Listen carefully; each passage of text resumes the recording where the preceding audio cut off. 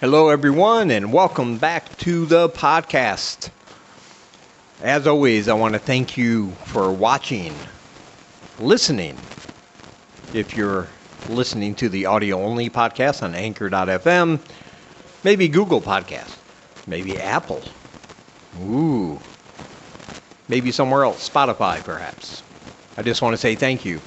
Thank you for watching, liking, subscribing, sharing, commenting, and all that good social media, good behavior things. Because if you don't do those things, you're behaving badly on social media. And it's called social media for a reason, right? So you can be social. So go ahead and socialize. Leave me a comment, leave me a suggestion. I got an email address down below. Send me an idea for a show maybe you want to see. I don't know. But feel free to do any of that if you want. And if you are listening on Anchor.fm, the link to my YouTube channel is in the description of my program, of my podcast. Feel free to click it, come over here, subscribe, and then we'll be good. Okay? Capiche? Huh? Capiche? All right. I had to talk about this because a pastor named Robin Bullock, Bullock. If you add the S to the end of his last name, it would read Bullocks, which is I believe like the British word when they're talking about bullshit, right? That's a bunch of bollocks, mate. I don't know if that's how they talk. I'm just guessing. I don't know. But I don't do good impressions. I need to stop. I always say that, but I still do them. I don't know why. But yeah, it's Bullocks minus the S, but it's appropriate for this because he had a sermon that was posted that went kind of semi-viral there. Kind of like after you've had a little bit too much to drink, but you can still get hard, but you're only semi-hard, semi-viral. And he told his congregation, he goes, listen, you can pray for a man named Joe Biden, and you can pray for the office of the presidency of the United States. But if you pray for a man that you call President Joe Biden, you have entered into sin. Dun, dun, dun. That's right. You're a fucking sinner if you call him president. Because according to him, he's a self-proclaimed prophet. And whenever they use that term for people like this, prophet, they always spell it Prophet. But what they really mean is Profit. Because the bottom line is the money. He's a self-proclaimed prophet. And I guess that's appropriate. I mean, people can call themselves whatever they want nowadays, right? I'm the self-proclaimed king of Rustonian. There you go. If you ever want to visit Rustonian, the country I just made up in my own head as I was speaking, well, I'm the king. You have to go through me, pal. Don't try to sneak into Rustonia without my permission, because I will kick your ass. But self-proclaimed prophet, he was one of these guys who prophesied that God had told him, his God had told him personally, oh yes, Donald Trump is going to be president in 2020. He's going to be reelected. And of course that didn't happen. It's been 6 months ago. These people can't let it go, man. It's like these people who break up with somebody and a year later their friends all have to sit there and listen to them babbling on about, oh my God, it was so horrible. I'm still so sad. And all their friends are like, oh, Jesus Christ, it's been a year. Get over it. Go find another person somewhere. Just go fuck somebody else. That's the way these evangelical right-wingers, right-wing right-wing Christians are. So he was one of those that prophesied he can't get over the fact that he was wrong, because it's all guesswork. Obviously, if God had talked to him, this wouldn't be happening right now. But he said, yeah, go ahead and pray for Joe Biden. Go ahead and pray for the presidency. But if you accept that he's president, or if you congratulate him for being president, you have entered sin. Because if you know anything about the Bible, you have to know this. They got the Big Ten no-no list in the Old Testament, right? All 10 of them are listed there. You got the murder, you got the raping. Well, actually, not the raping. They actually accepted a lot of that in the Bible. And, of course, incest. But still, you got the murder, having other gods before me, and, coveting thy neighbor's wife, and, a few more that could all be joined together into just like 3 if they really wanted to, but a long-winded fucking book there, let me tell you. But on top of that, he found a new one, I guess. He found a new one, like calling Joe Biden president is a sin. That, of course, is going to send you to the fiery depths of hell, where you will burn forever and ever, suffering unmentionable torment and feeling every second of it for eternity. But God loves you, and he wants what's best. Yeah, and you wonder why some of these, you always hear about these ultra-religious parents getting arrested for not taking their kids to a doctor. Because it's like, well, I want to take him to the doctor, but he misbehaved today, so now he has to be punished severely. I'm going to put him in a tub of scalding hot water, stick his head under it every few seconds, and then wonder why God didn't heal his burns. Because that's what the Bible tells you to do. Right? But this guy actually said that if you call Joe Biden president, it's the same as saying the Easter Bunny is real because he don't exist. He actually said that. The man who believes in God said that President Joe Biden doesn't exist. Now, I don't know about you, but you can go to CNN, you can go to Fox even. You can go to any website right now. You can go to the Googles. You can go to YouTube, Twitter, and type in President Joe Biden. Look, you got pictures. You can hear speeches. You can see him. You can hear him.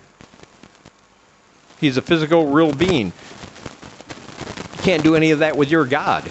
None of it. Go in there and type up God. You're going to see a bunch of pictures drawn by like 8-year-olds and shit. You're not going to see any photographs. You're not going to see any video. But according to him, Joe Biden is like the Easter Bunny, but not God. No. My God is real. Joe Biden is, President Joe Biden is not. He's like the Easter Bunny. We should start a religion based on like, I don't know, Humpty Dumpty. I think we should start our religion based on Humpty Dumpty. Because Humpty Dumpty had sat on a wall, as you know. He was just sitting there. He's kind of minding his own business. And according to the illustrations, he was shaped like an egg. He had an egg shape, so you have to assume he was an egg. But then he had a great fall. Not a minor fall, but a great fall. And then the picture shows him falling off. And he's just in a million pieces. Because obviously if you have an egg, and all of a sudden it falls off a wall, and the shell and everything is just going to be a million pieces. And all the king's horses and men could not put Humpty Dumpty back together again. I don't think they were trying that much, to be honest. But yeah, maybe one day he got resurrected and now he's like the God of the world. I don't know. But that story is just hilarious that 6 months later, you still got these guys proclaiming to be prophets that won't admit that they were just fucking wrong. They just guessed, and it didn't go their way. And Now they're still on and on and on about it. It's really hilarious that they still believe in this invisible being that nobody has ever seen, nobody has ever talked to, nobody has ever touched, nobody has ever smelled, and yet everything else is fake, right? President Joe Biden is fake. Urgh. The derp train rolls on. Hey, imagine this, though. Imagine this. Let's say you didn't know anything about God or religion. Let's say none of that existed. Let's say the Bible was there, but everybody was just like, it's just an old book. I don't care. Kind of like they do all the classics. You know, people don't like to read anymore. They'd rather wait for the movie. Except for the Bible. Oh, you gotta read that over and over and over again. But let's say you didn't know anything about that. It didn't exist. And I came up with something. I'm talking to my friends, and I said, hey, I want to try something. You know that book that nobody reads? I think it's called the Holy Bible. And they'll be like, oh, yeah, isn't that the one that's like, 15,000 pages long and talks about slavery and incest and, creating the world in 7 days and all that shit? Yeah, that's the one. That's the one. Yeah, what about it? Well, I got an idea, guys. I got an idea. Now, hear me out. Hear me out. What if I convince people that, they can go get one of those books anywhere? A hotel room usually has one in a drawer. They can get one anywhere and read it for themselves, interpret it for themselves. They can believe what their eyes are reading. Yeah, what's your point? Well, here's my point. What if we convince people that only an elite group of individuals on earth that were anointed by the same God mentioned in that Bible, the same God mentioned in that book, only an elite few were able to interpret it the way it was meant to be? And of course, everybody would be like, oh, shut the fuck up. That's a dumb idea. Nobody's going to believe that. And I'd be like, but wait, there's more. If I can convince enough people to show up, let's say, once or twice a week, I'll rent a building, they show up, to listen to me explain to them from this book. I'll read different parts of the book, put them together the way I want to convince them that this thing is true. And they'd be like, dude, why would you want to waste your money on that? You're going to rent a building? You can barely afford your house rent. Why would you do something stupid like that? And I'd be like, but wait, there's more. I will take 2 verses, 2 different small sections out of that book and convince them that it's their obligation as people who believe in me as the interpreter of this book. They have to give me 10% of all their money that they make. But in return, they're not doing it to be nice. In return, this God or whoever the fuck will give them back 100-fold in this lifetime. Because that's what the Bible says. A genius idea when somebody started that. And it worked, because that's what's going on now. People will rush to their mega church and give the man speaking like 10% of their total income. On the way home, they'll pass 5, 6, 7, 8 homeless people and just say, get away from me, you fucking bum. I have no money for you. Because obviously the man who needs the private jet to get from place to place is more important than helping your fellow human beings, despite what your book actually says. But of course, your preacher don't tell you those parts of the book, because he's the anointed one. He's the one that actually speaks with this man who supposedly wrote the book, even though he didn't. It's a bunch of made-up nonsense, people. And all these prophets, all these preachers out there saying, oh, yeah, and this Robin Bullock, whatever the fuck his name is, guy actually said in the sermon, he said, that if Donald Trump wanted to be president again, he could walk right in and God would supernaturally make a way for that to happen. Right. Because Donald Trump doesn't want to do that. That's his choice. He tries to stay out of the public spotlight. He's very humble that way. And he doesn't at all want to go back to being the president. So he chooses not to. That's why it's not happening, right? Oh my God. It's a ridiculous story, but one I had to share along with my thoughts. This is a weird world and people wonder why I drink. But sometimes people wonder why I drink beer. Like, why beer? Why not go for something heavier? And the thing is, like I talked about in a few podcasts ago, I know my limits. I learn my lessons from things. And I know that drinking anything harder than beer has a negative effect on me. Like, I don't want to just drink for the sake of getting drunk as fast as I can and then just blacking out or passing out somewhere. Waking up naked in somebody's bushes covered in blood. I don't need that shit.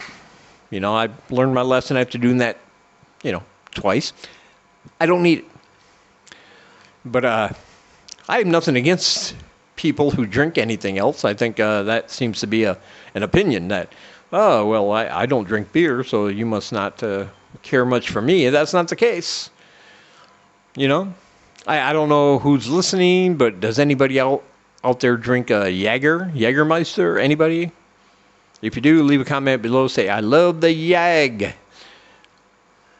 Leave me a comment. But not a big Jaeger guy. Listen, when somebody opens a bottle of Jaeger in a room, you can smell it before you see it. It reeks of frat boy sweat and desperation. And ladies, I'm going to tell you, if you're in a room of frat boys and they open a bottle of Jaeger, you smell it, get the hell out of there before you wake up the next day and don't know what's happening. But listen, this isn't against Jaeger. I have nothing against Jaeger. As a matter of fact, low-key, without even taking credit, Jaeger actually keeps a lot of businesses open, puts a lot of people to work that you wouldn't think of. Bail bondsmen, right? DNA testing centers, abortion clinics. Those are the three big ones. Jaeger covers all that. And if it wasn't for Jaeger, we wouldn't have so many abandoned daughters with daddy issues that wind up at Pornhub for a living. And we wouldn't have that enjoyment in our lives. So what I'm saying is we can give a lot of accolades to Jaeger. It's just not my thing. I like my beer because it's a slow build-up buzz. You drink and you get drunker little by little, but not too much. I mean, yeah, it's possible you can drink too much and black out and pass out and all that. But for me, it's just a slow burn. Then at the end, I'm just hungry, get something to eat, pass out, go to sleep. No problems, no worries. So in case anybody ever wondered why I just drink beer, I've drank enough shots of other things in my life. It's just not for me. And that is why. Especially the Jaeger. But hey, if you love Jaeger, like I said, leave a comment. I love the Jag. I'll give it a heart. All right. That's going to do it for this one. That's all I wanted to say. I read that crazy pastor story and had to share it. Be sure to check out all my links down below. Donate to my PayPal so I can buy more beer. I always appreciate that. You can be my bureau. A live show app is down below. Great comedians. 3-minute sets 3 times a day. All for free. And you can join in if you sign up as a performer. But you don't have to. You can just listen. And they appreciate it. And it's always a fun time. My other channel, Dave Does Cambodia, is down below if you want to find out about what life is like here in my country of Cambodia, where I now currently live. Be sure to check that out. And my Twitter for all the tweets and the swats. Gotta have those. All right. I think that's it. Sanglai, do you want to say goodbye? Goodbye. Say goodbye. Goodbye. Louder. Goodbye. Oh, there she goes. She's eating cucumbers. cucumbers, bananas, hot dogs, anything phallic shaped. And yeah, I'm out of here to go do something about that. All right, I'll talk to you guys in the next one. And be safe. Wear a condom. Even if you're jerking off, you never know where the AIDS is coming from.